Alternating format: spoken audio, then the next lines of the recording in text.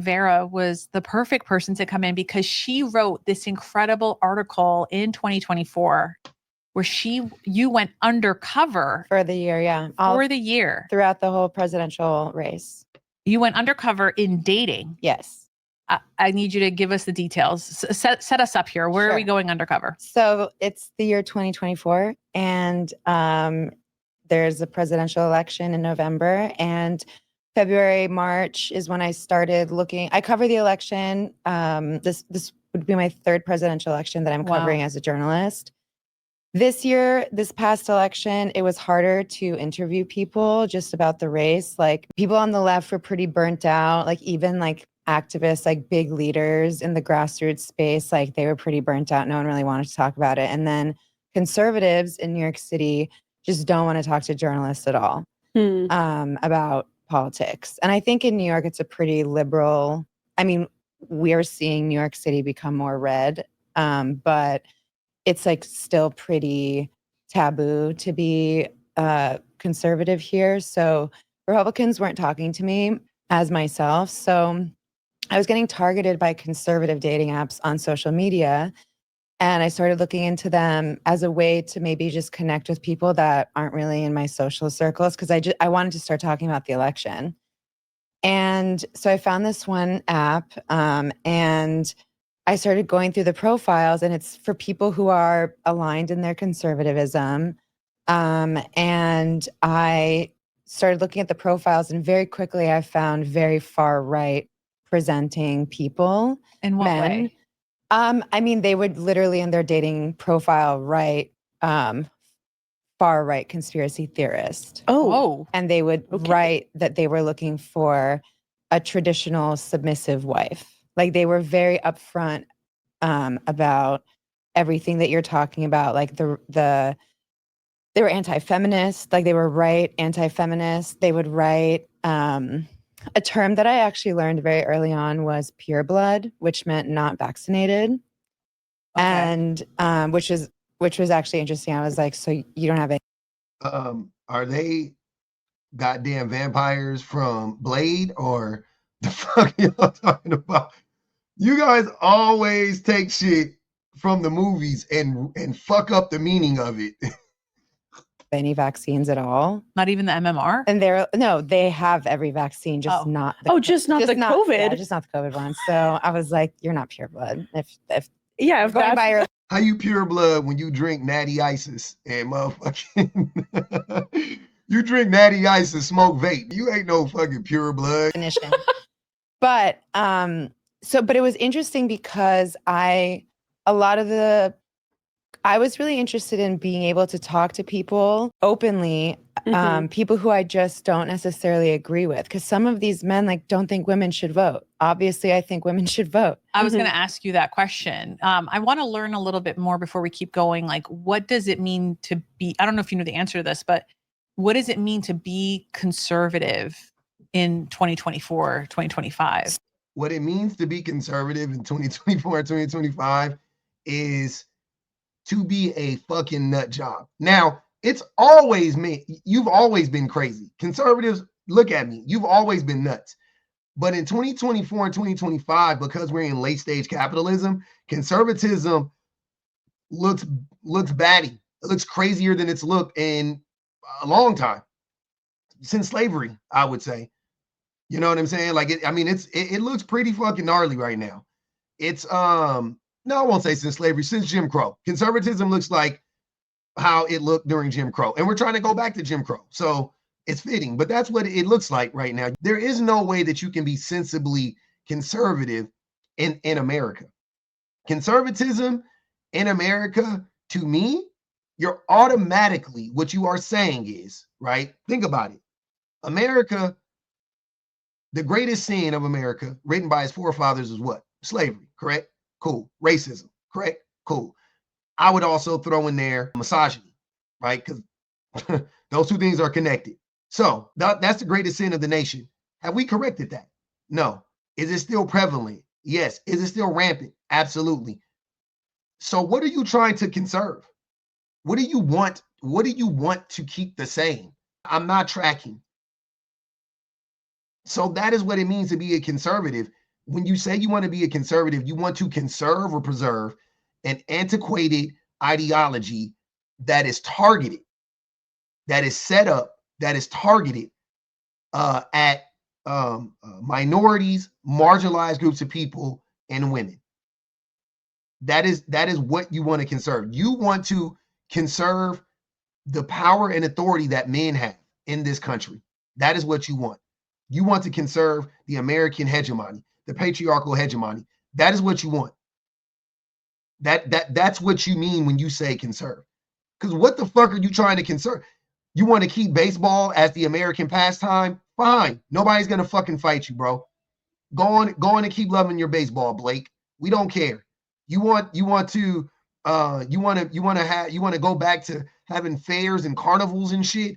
Fine. Let's do that. Let's do that. But that's not what it is. So I saw, I mean, it's a spectrum. Like, what does it mean to be liberal in 2024? I think it's like a pretty big spectrum. What it means to be liberal is what it means to be liberal in America means that you are for some semblance of socialism.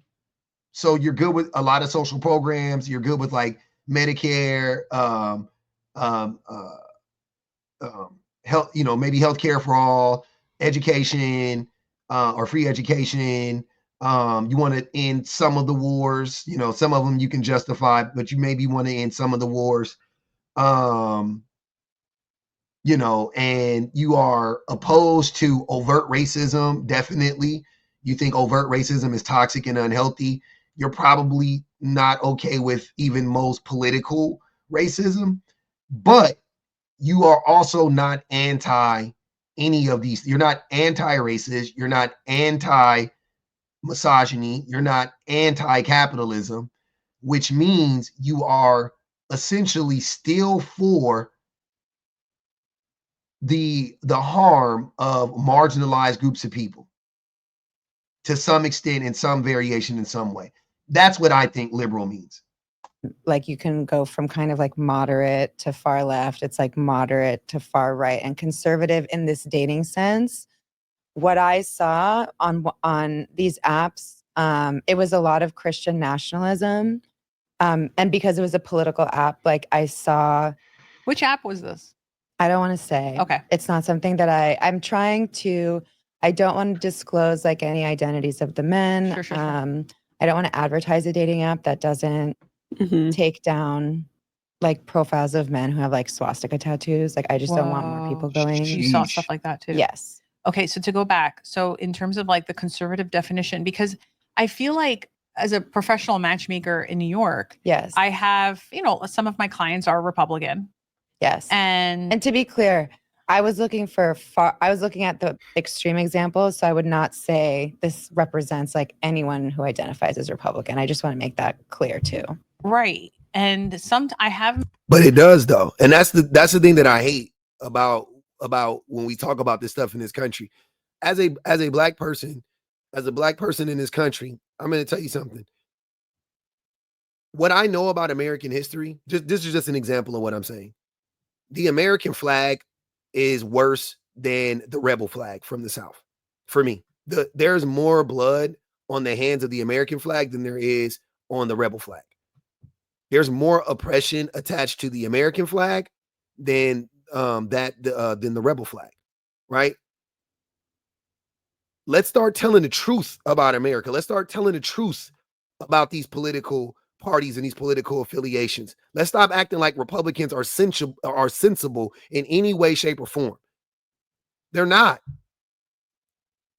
I'm sorry. I won't say in any way, shape, or form. I saw a Republican senator get up there and argue about how, trying to get rid of all of these government entities is not going to save us any money. Yes, I agree on that. So I won't say they don't have any sense whatsoever, but they are not healthy. Their politics, it's not healthy. Being a Republican is not healthy. It's just not. No, there is no such thing as a healthy Republican as far as politics are concerned in my mind. Let's start telling the truth. Let's lump them all in together into the same group. Yes, there are some in the group that are further right and more extreme. Yes, but they're all bad, though. That's what I want to start saying. They're all bad. We have to start telling the truth about it. I'm sorry. I'm talking about the policies. You want to say the people are cool? Fine. You can say that. But they're all bad. The Republican platform is bad for the vast majority of people who exist on this planet and in this country. I met a lot of clients in the past where even if they're not Republican, they'll say stuff like, well, I'm socially liberal, fiscally conservative. Oh, Impossible. And I hear ya, but now like the Department of Education was just like, well, an executive order was signed Yeah, to dismantle it.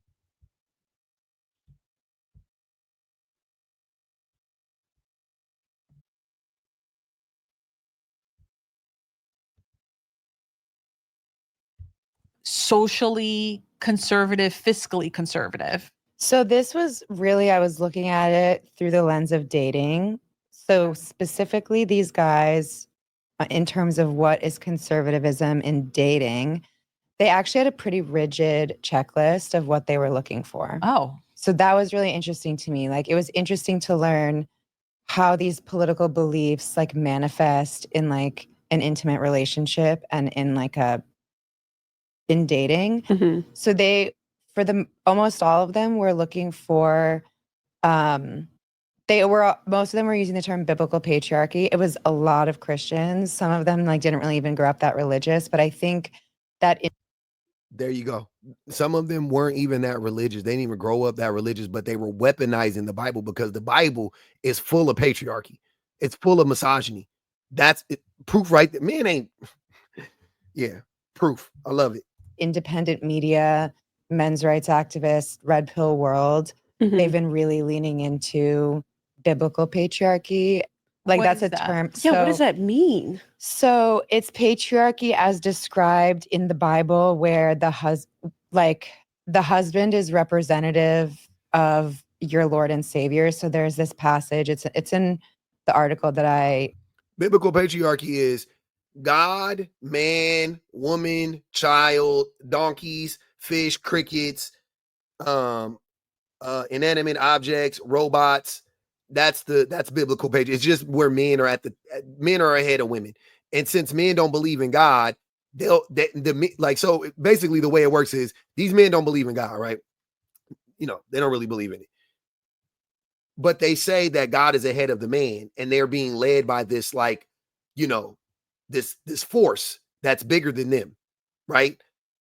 That way they get to justify their actions, but also they get to, you know, like tell the woman, like, no, back, you know, like get that, like stand down, because God has ordained me to be the head of the woman. I'm the head of the woman the way that God is the head of me, and I'm being led by God, and he's giving me the word, and he's living through me, and you can never get the word unless you get it through me, when in the whole time it's just him. God told you to get addicted to gambling. God told you to become an alcoholic. God told you to buy a motorcycle and not wear a helmet and crash. What do you mean? God told you to cheat? You're not being led by God. the first thing that I wrote about this investigation is in Cosmopolitan magazine, and there's a specific line in the Bible, and I don't remember what verse it is, but you can find it in the story. And basically, the idea is like, treat your husband as thy Lord and Savior. Interesting.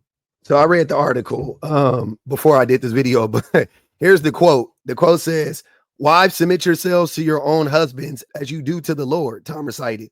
"For the husband is the head of the wife, as Christ is the head of the church." This is Ephesians 5:22-24. Now, what's funny about that is on one of my lives one day, I was talking to somebody who is very well versed in the Bible and Christianity.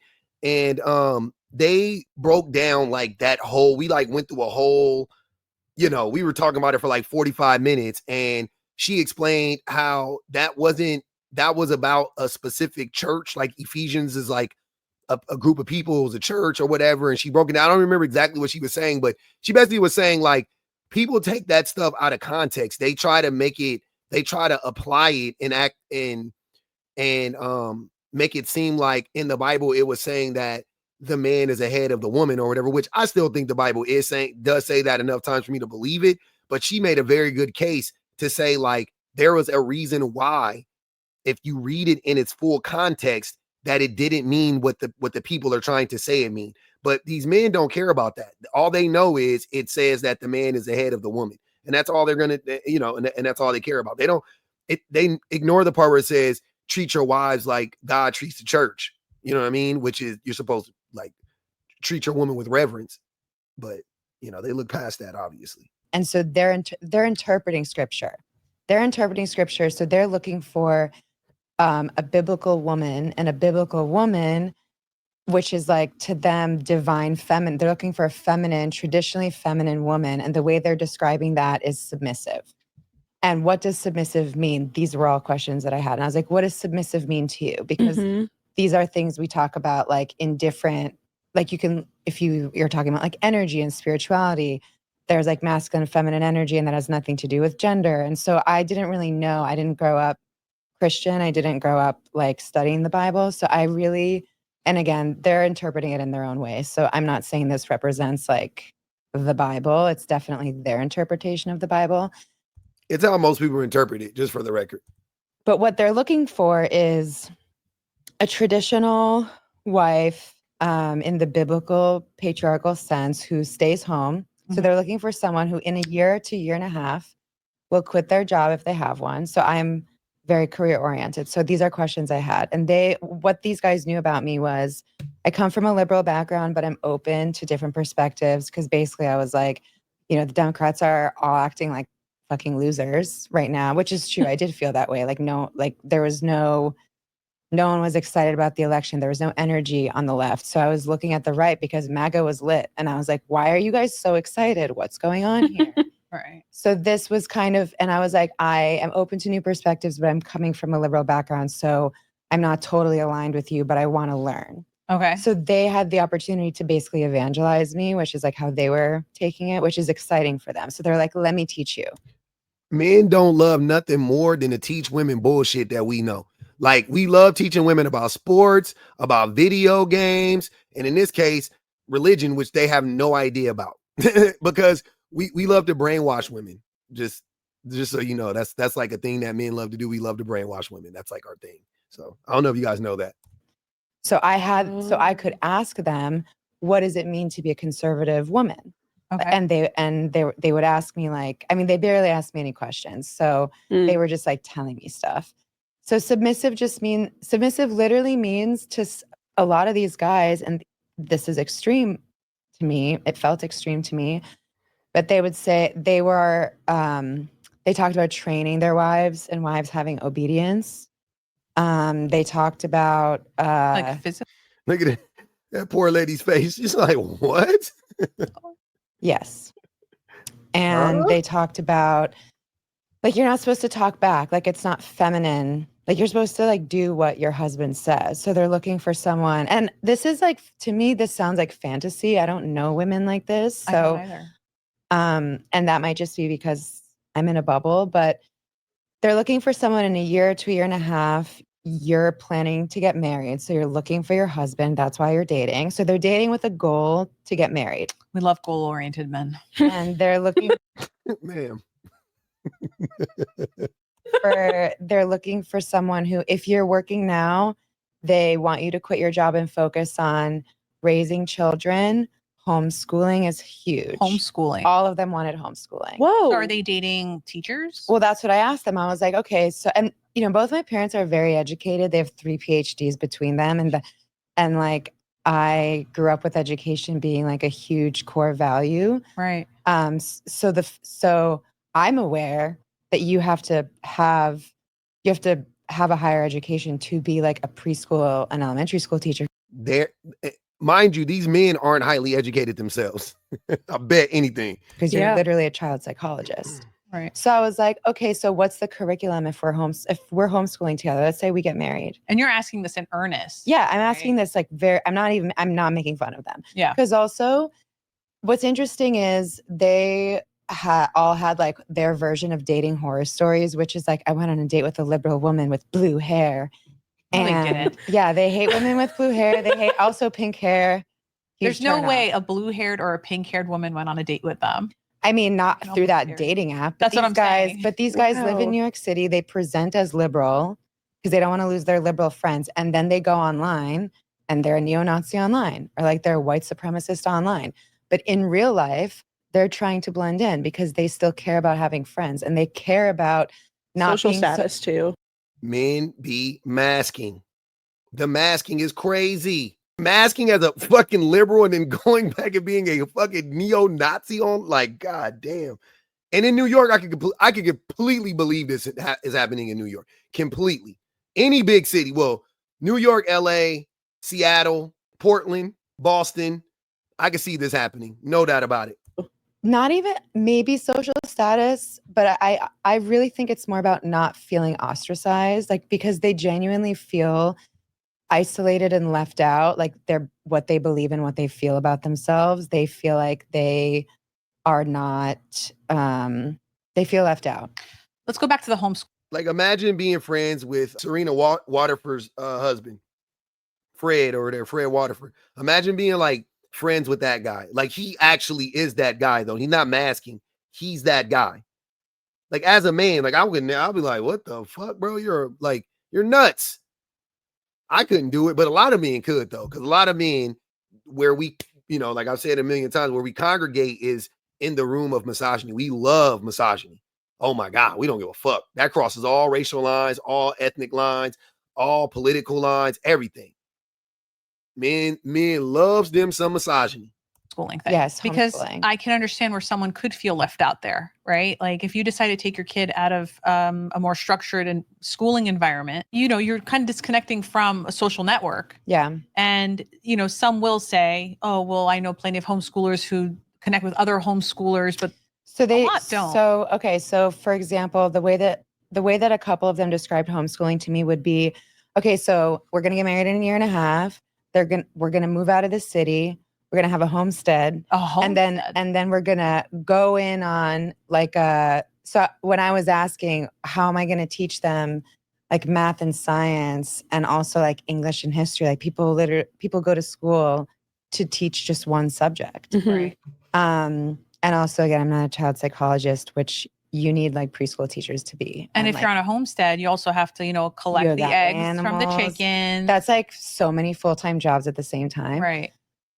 So, And all he's going to do is go to work. All that man wants to do is just go to work and have a fucking wife slave. That's it. That's it. All he has to do is go to work. The same thing he's doing right now. She has to change her whole life. She got to be a teacher. She got to be a mistress. She got to be a milkmaid. She got to be a fucking chicken herder. She got to be a fucking sheep shaver. Like, what the fuck? All you got to do is go to work. which is also very feminist to be that woman, to have so many full-time jobs at once, by the way, because they Yeah. also think this is like an anti-feminist lifestyle. And I think that's actually very feminist for women to be participating in that kind of labor. If they chose it. If it's your choice. So basically, That's actually a good way to look at that. I never thought about that. Like, so a woman who does that stuff, that is pretty feminist, because that is also something that women commonly do. Like, women commonly do a bunch of fucking jobs. Like, you know what I mean? So yeah, that is also, that definitely would be, I like that take. That's a good take. they're one of the fantasies is you have multiple families and they all want the same type of homeschooling, and you all pay a teacher who's somehow affiliated with a church. So I'm like a nun, and they're like, yeah. But And then you've just described a commune. So that's But they're not communists. But they did just describe a commune, but they're not communists. If you called them a communist, they would fight you. that's what they want. That's the type of homeschooling they're looking for. Like, that's their solution. These are the new communities that they want. I don't know I have no idea where they, where this model is like coming from, that it's Mhm. like these men who are not connected are, saying the same thing. But Where does the fantasy come from? It comes from MRAs. It comes from incel communities. They've been talking to each other. It's a network. I don't know if you guys have seen The Last of Us. Red pill men are essentially like the settle. What do they call it? The things that, you know, the fungus that takes over the brains in the show, and it's a hive mind essentially. But that's how they are. That is what red pill men are essentially. Yeah, and yeah. Do you follow Ballerina Farm? Do you know what that is? Yeah, is that the one that there was like a British newspaper wrote about it, and she like asked for something for her birthday and got like an apron instead or something? She wanted to go to Greece and she got an egg apron. But she has a lot of children. And I mean, I read by that the way, story and she was like exhausted in it. Yeah. And she was, I guess, going to become a professor. She was at Juilliard. And then she left to be with the son of JetBlue. They have like a massive operation, I think, in Utah. Do we know their religious affiliation? They're Mormon. If they're Mormon. Were all of the men that you were dating through this app New York City based? They were all New York City based. And I also I thought it would be national or something. I didn't realize that we had. I focused on New York City, especially because I found it so interesting that we're such a liberal city. And I think most of the people I know are Democrats, but even New York City Republicans that I know would not at all align with the things that I found on this app. So it's not even just like party based. Did you ever go on any dates? Yes. So I matched with 60 guys total. I went on 26 dates over the course of the presidential race. And there were 14 men total that I met in person. Okay. And were they cute? I'm just trying.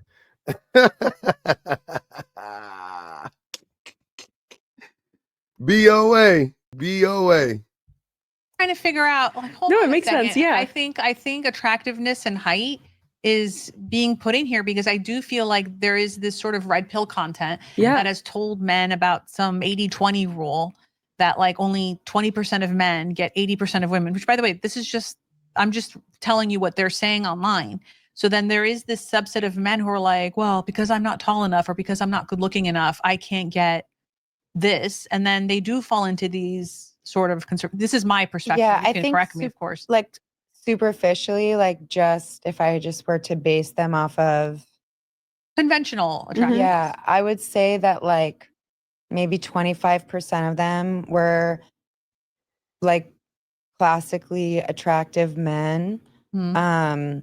But like for me, that's like really not enough. So I was gonna say, because you could be physically attractive, but if your insides are whatever, then your insides are whatever. You know what I mean? Like you're a weirdo.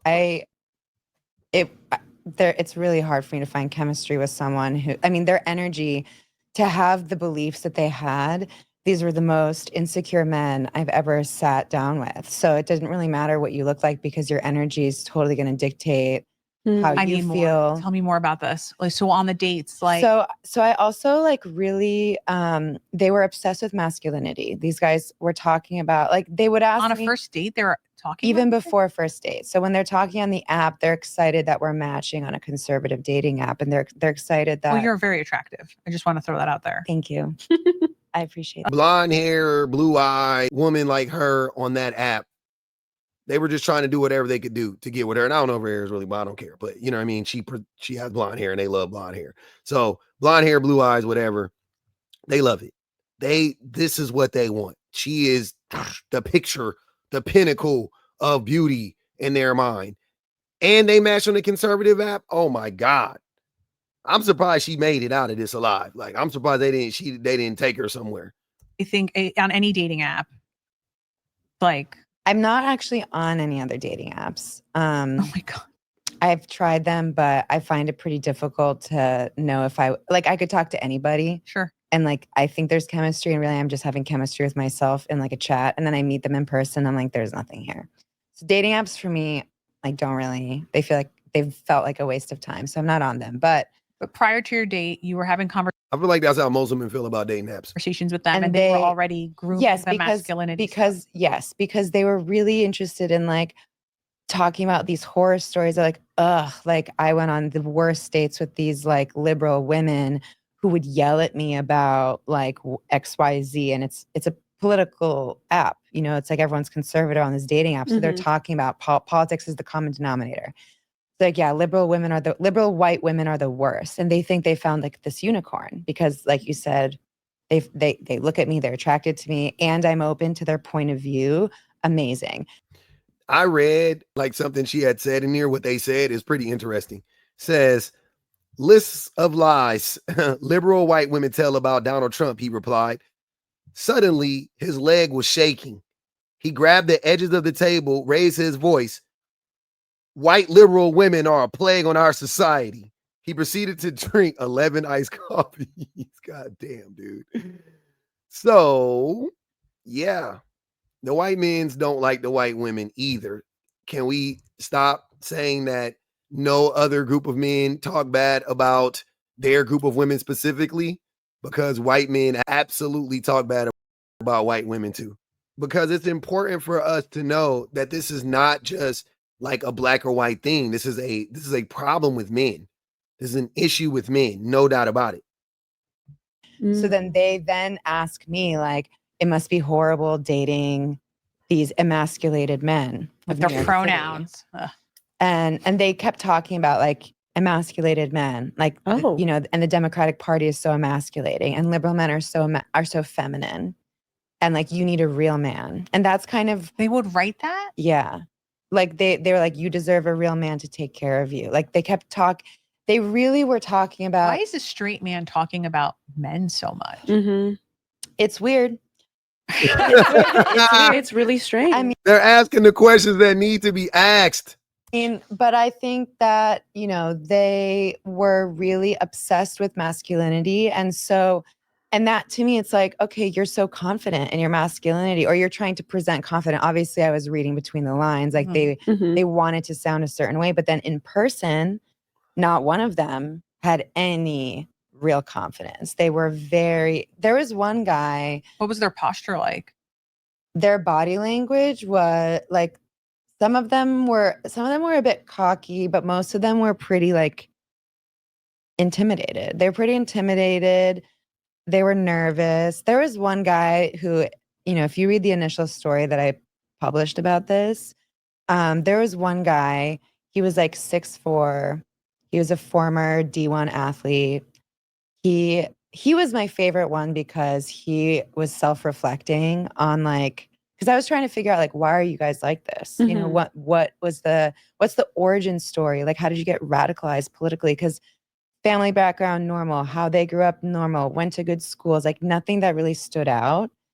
Because in our society, white supremacy and misogyny they're the foundation of our society. That's what I said earlier. So that's why I was saying you got to call it, like, this is exactly what I'm talking about. That's why you got to call it out. Like saying they grew up normal, but normal in this country is racist and misogynistic. That's normal. That's the backbone of the fucking country. So as long as we're up here acting like, oh, it's not that bad. Like, no, say what the fuck it is. Like, let's start calling a spade a spade.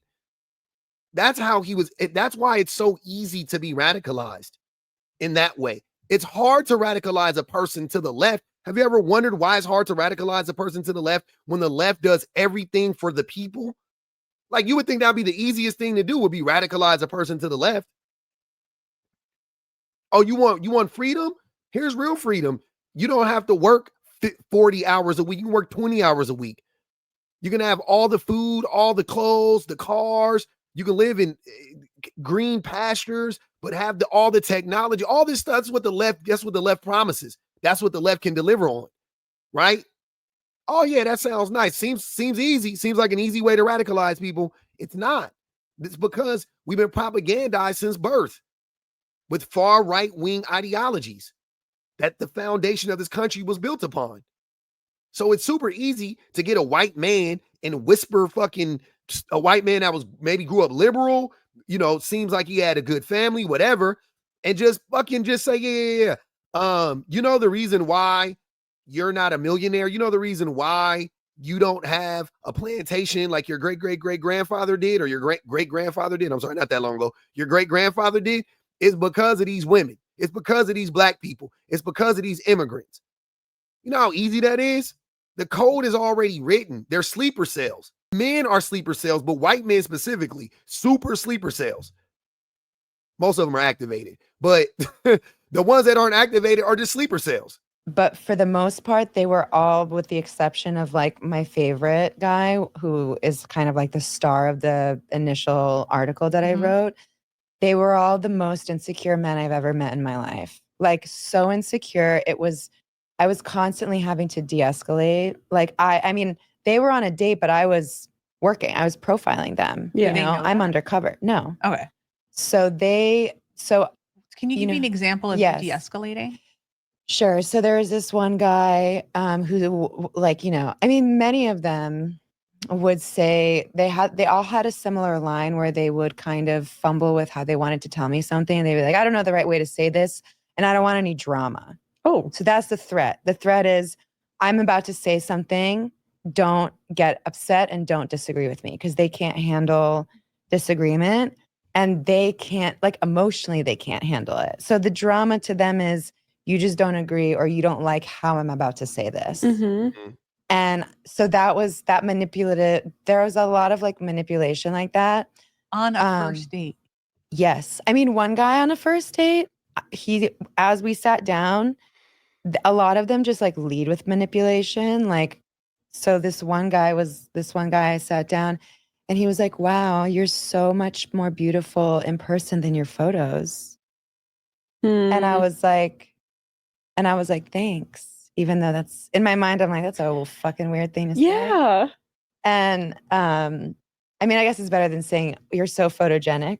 But he was like, and then I was like, thank you. And then he goes, do I look better than in my photos? Looking And I for actually, right away. yeah, looking for comment. And I clocked it, and I kind of like forgot that I had to be in character. And it was so annoying that he did that. I just kind of looked at him, and I was really honest. And I was like, no, you don't.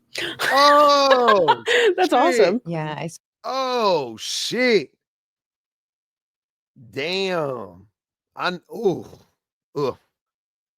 Oof. Straight up was like, you don't. Were you able to get back into character after that? Or That was not really feminine of you, by the way. Yeah, because you're not supposed to talk back. You're not supposed to like, you're just supposed to like kiss their ass. Is what Yeah. they're looking for.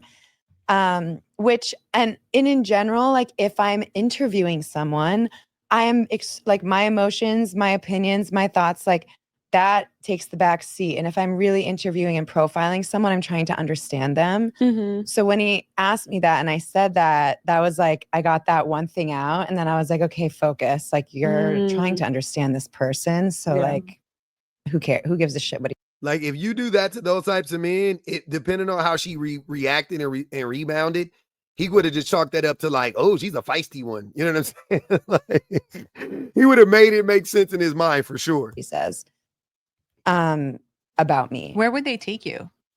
Very nice, normal place, like normal, good date spots. Did Lower anyone East ever show up Side. with like a red hat or No, like a gun? no, but one of them told me an Here. interesting story, like about his MAGA hat, and he was basically explaining, like, you know, how he was talking about how excited he was for Trump to win. I pretty much knew over the summer before the election they were going to win, because they were so much more excited to vote and save America than like the Democrats were excited to vote and save America. Like just their energy about it was like winning. And this guy was like, yeah, I can't wait to wear my MAGA hat. It's so empowering. And I was like, oh, really? Why? You know, people, you know, and he was like, you know, just the way people interpret it, it's not what it means. And I was like, okay, tell me more. And he basically was like, yeah, if you come to like a MAGA rally and you say I'm a Democrat, but I'm like interested, people will be like welcoming and tell you like whatever you want to know. But if you wear a MAGA hat and you're just like sitting on the streets of New York, people will tell you to fuck yourself. And I actually was like, yeah, that's true. I've done that. Like I've literally told a guy in a MAGA hat. But you to didn't fuck say that himself. on the date. No, I didn't say that. But I was like, yeah, there were these moments. Them trying to act like MAGA is rational and like, you know, that's the thing that I hate about like right-leaning people or conservative people or extreme far right people, whatever. They always try to act like they're the civil ones, they're the civilized ones, and everybody else is not, you know, we're not human, we're not civil. when in reality, it's the complete fucking opposite. They vote for barbarism. They support the most inhumane conditions for humans to exist in. They uphold the most oppressive systems. We see the hat, we know that that's what it stands for. We tell them fuck off, but we're the we're the uncivilized ones. Like, nah, bro, y'all not about to ever gaslight me with that shit. It'll never happen. Yeah, definitely. You guys should go check out the article. The writer's name is Vera Papasova. It's on Cosmopolitan. It's behind a paywall. I'm subscribed to Cosmopolitan, so I got to read it. But yeah, you guys should go read it. It came out about a month ago. I had heard something about it, but I didn't get around to reading it until the other day. And I read it, and it was really interesting. I was thinking about doing the whole video on it, but I didn't. I found this video, and I thought it would be better. And so, yeah, but I hope you guys like it.